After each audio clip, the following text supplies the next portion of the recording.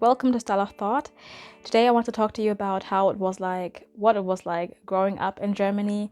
And I'm not alone, I'm here with my friend Leonie. This is actually her apartment, and here we go. Hi, Leonie. Hi. Okay, so we're just going to do you want to say something about yourself? Yeah, sure. Hi, I'm Leonie. And we actually met through activism. And yeah, I mean, I do a lot of anti-racism activism, and I love plants, as you can see. Yeah.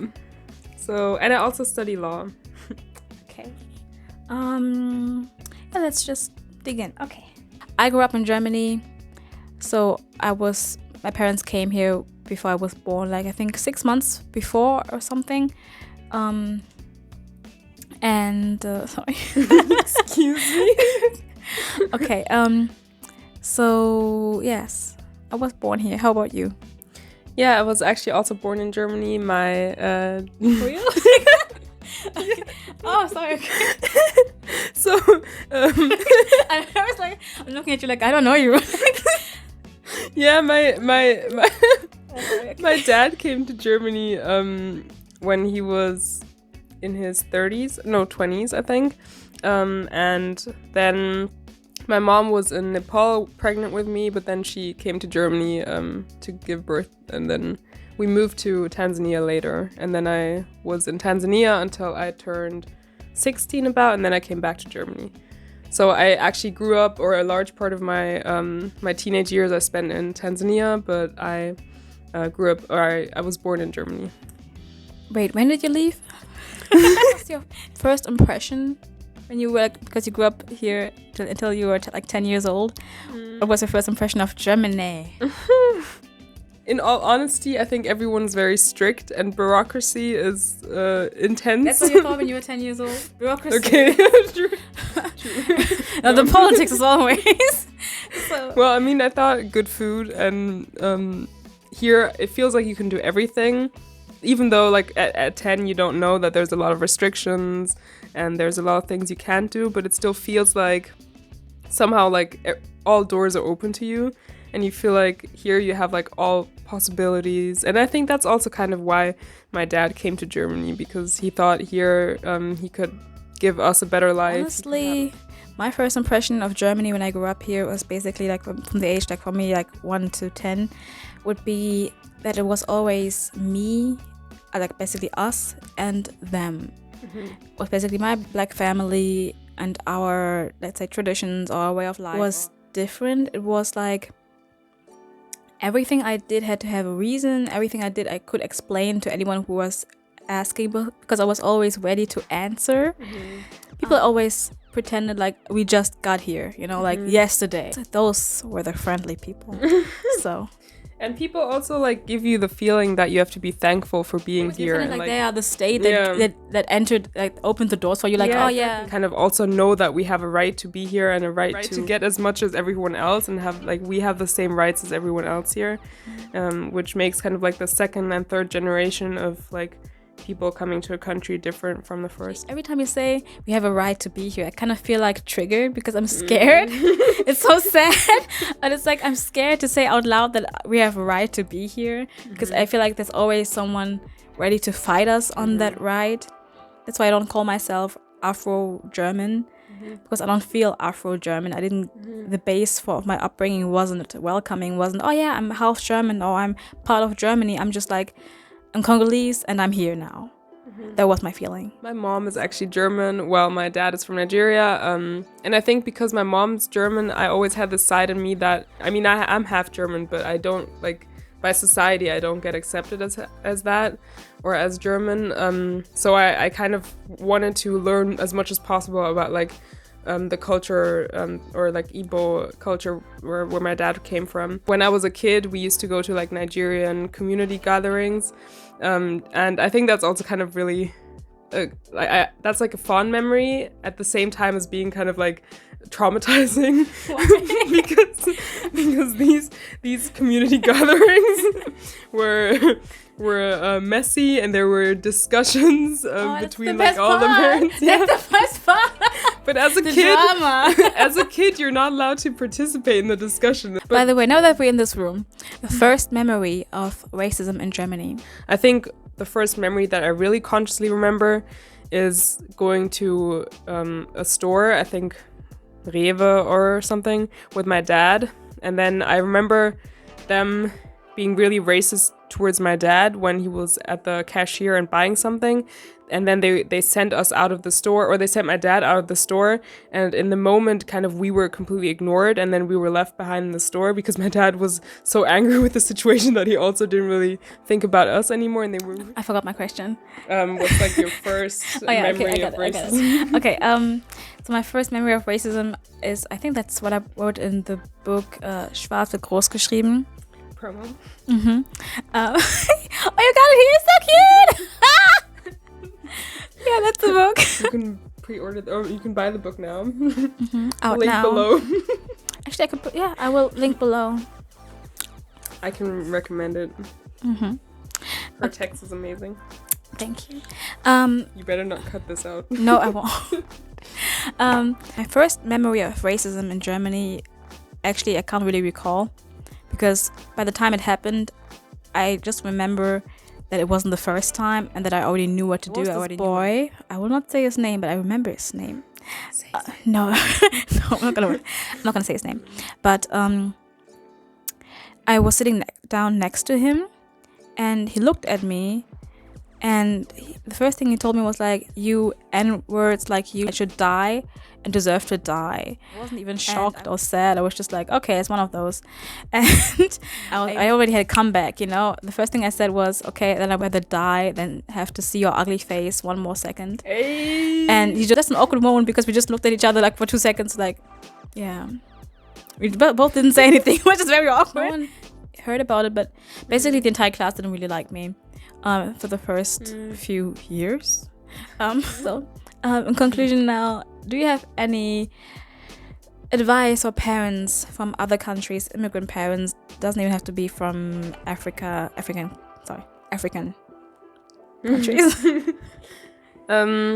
I mean, I think I would say make sure your kids have a room or like a space where they feel safe, where they feel welcome, like a community gathering where they're surrounded by other Black kids or kids with like similar life stories with similar experiences, so they see that there's a lot of other people like them around them, because when you're in Germany you're just surrounded by other white children usually.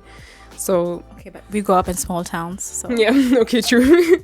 Yeah, but I was at like a community gathering a few months ago, and there were so many little Black like kids playing together, playing with their hair, and I don't know, I used to hate my hair growing up, and I wished I had other kids around me that had similar hair to just like see how it looks on other people. It would be amazing also is to like teach your mother tongue to your kids. Like I was thinking that you know, when you have children and you imagine what your children will be like, what your children would like, and you hope for the fact that they like the same things you like. And the second you move to a completely different place, what happens is that all these opportunities, all these things that you were trying to relive with them, you won't be able to do anymore. And it will be harder to connect with your children because they have a whole different upbringing. Not only will they have different trends on their generation, that's normal, but now you also don't even know the surrounding of the culture. You don't know what they're really going through because everything is so different, and there might be things that they won't talk to you about because they just assume it's normal, they just accept it. So just consider that you might have to take extra time to bond with your children, extra time to understand their perspective. Yeah. And one thing I also wanted to say, it's a demand towards like our society, kind of like documents or like important things are in like different languages available to parents, so parents don't have to make their kids translate things for them, or make sure information is available in different languages so parents aren't forced to make their children grow up faster than they should. Well, that was the English part, and now to the German part. In 3, 2, 1, fun. Ey. Okay, aber ernsthaft, Teenie Jahre. ich habe immer so gedacht, dass ich wollte immer so einen schwarzen Freund haben, als ich ein Teenie war. Now I just want to have a black husband. But it's I hate you so much. Okay, ich wollte immer einen schwarzen Freund haben, aber in meiner ganzen Stadt gab es, glaube ich, so 2 in meinem Alter. Jedenfalls hatte ich halt so andere Crushes auf andere Jungs, die halt weiß waren. Und ich weiß noch, ich habe immer so gedacht, so, oh krass, was für eine Ehre, dass sie mich vielleicht mögen könnten, dass sie nett zu mir sind, weil ich ja schwarz bin. Und da hat man sich so unglaublich dankbar gefühlt. Konnte mich selbst nicht zuordnen, wie ich aussah. Das war auch eine krasse Sache. Und alle so gemerkt haben, welcher Lippenstift ihnen passt, was sie anziehen sollten, um besser auszusehen, Hairstyle, was auch immer. Ich wusste gar nicht, ich hatte nur einen Hairstyle, den ich kannte. Einfach nur Braids. Und weil meine Mutter auch nicht genau wusste, so was ich mit meinen Haaren machen sollte, außer Braids. Und sie hatte auch mal so meine Haare so relaxed für eine ganze Weile, bis dann meine Schwestern dieses Natural Hair Movement angefangen haben. Mit den Jungs war das einfach, dass ich immer so dankbar war und nicht, dass irgendwas geklappt hätte. Ne? Ich hatte nie einen Freund, als ich ein Teenie war. Sad story. Aber dafür zum Pillow Talk. Genau, und ich glaube, einer von denen mochte mich auch. Aber wir hatten immer dieses, oh, wer fragt zuerst? Dann war Abschluss nochmal vorbei. Und ich habe gerade ganz kurz Pubertät erwähnt. Das war krass. Alle Körper haben sich verändert und I grew a booty. Ich bin aufgewachsen, wo Kim Kardashian gerade beliebt geworden ist. Wir sind irgendwie so von diesem Schönheitsideal, ja, von Paris Hilton gerade irgendwie zu Kim Kardashian rübergegangen in dieser Phase. Und auf einmal waren meine Lippen halt nicht mehr so fett und eklig und mein Hintern nicht einfach so, oh, die ist ja dick. Fiel ich in die Kategorie curvy, also kurvig.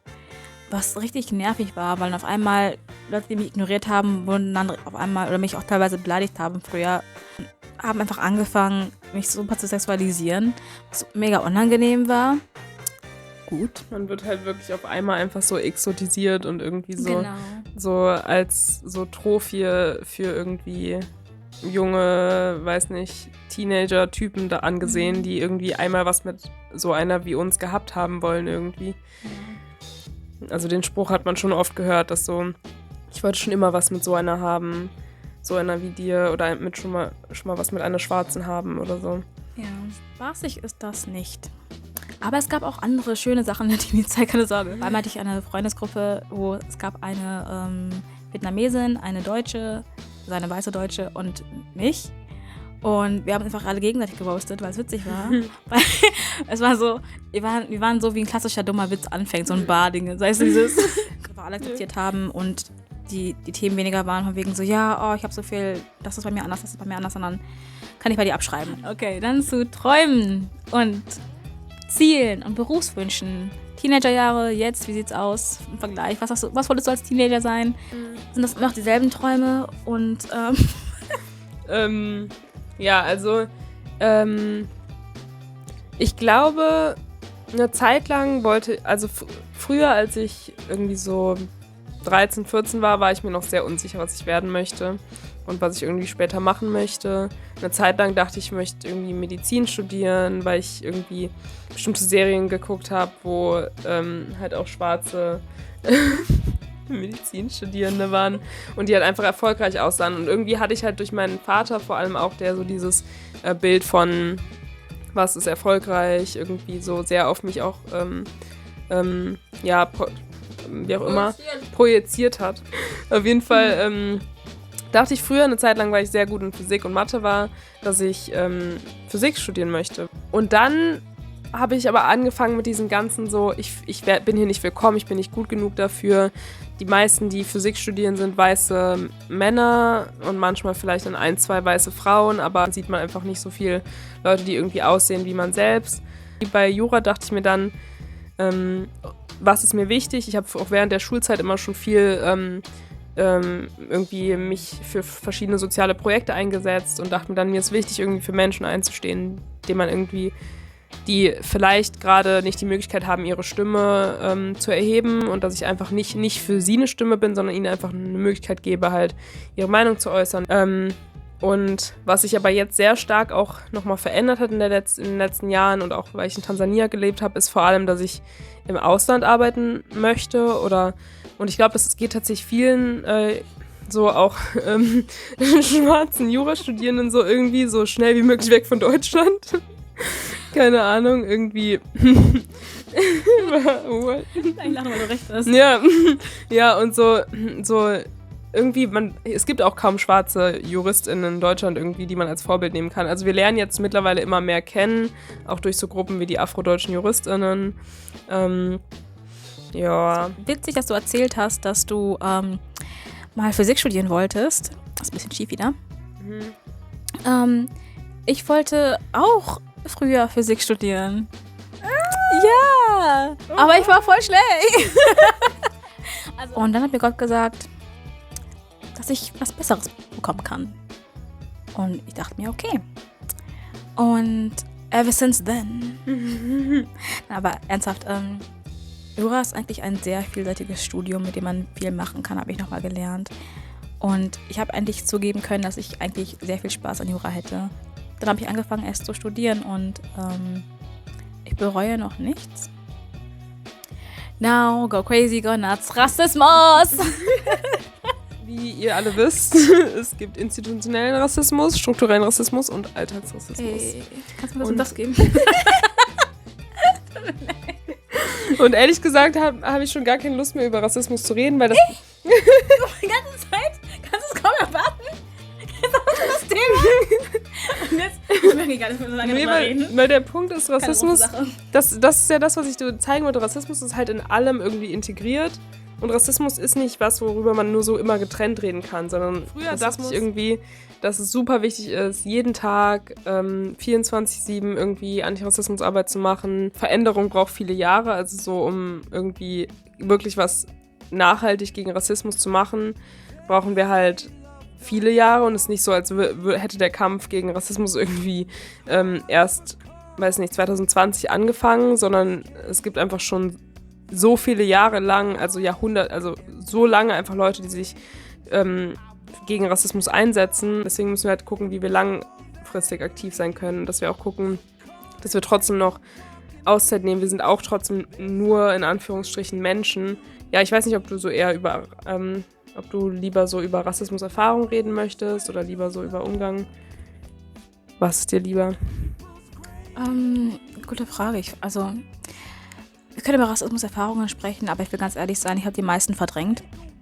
Und daher weiß ich nur die Sachen, die mich wirklich tief geschnitten haben. Aber was das Thema Rassismus angeht, es ist halt ein Thema, das es seit Jahrhunderten gibt. Und die Welt liebt es, sich im Kreis zu drehen und einfach immer wieder anzufangen mit, ja, aber was ist denn Rassismus überhaupt? Ganz Europa teilweise von Afrika lebt und Afrika davon nichts hat. Und wir alle so tun, als wäre das normal. Und als wäre das normal einfach ein System, das nicht zu brechen ist, weil klar, eine einzige Person kann nicht alles retten. Du wirst eher so, glaube ich, wie heißt es nochmal? So jemand, der zu den Menschen hingeht und sie aufklären möchte und dagegen auf die Straße geht und laut sein möchte. Und ich glaube, die Menschen, die wir ansprechen möchten, werden am nervösesten, wenn wir jetzt mal leise werden.